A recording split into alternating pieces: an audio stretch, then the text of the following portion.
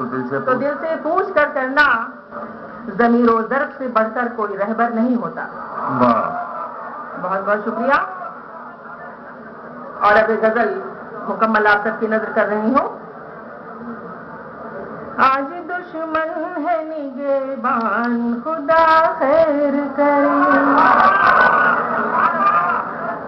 आज दुश्मन है निगहबान खुदा खैर करे,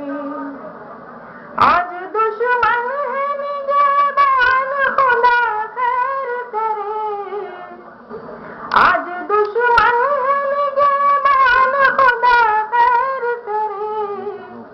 है हथेली पे मेरी जान खुदा खैर करे, है हथेली पे मेरी जान खुदा खैर करे। उसका नाम काट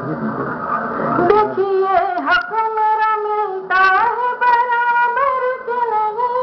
देखिए हक मेरा मिलता है बराबर, देखिए हक मेरा मिलता है बराबर के नहीं, देखिए हक मेरा मिलता है बराबर के नहीं, उसके हाथों में है मीज़ान खुदा खैर करे, वाह वाह वाह, उसके हाथों में है मीज़ान खुदा खैर करे, आज दुश्मन है निगहबान खुदा खैर करे,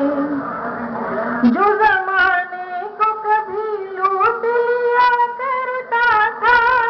जो जमाने को कभी लूट जो लिया, ज़माने को कभी लूट लिया करता था, जो ज़माने को कभी लूट लिया करता था, वो बना बैठा है सुल्तान खुदा खैर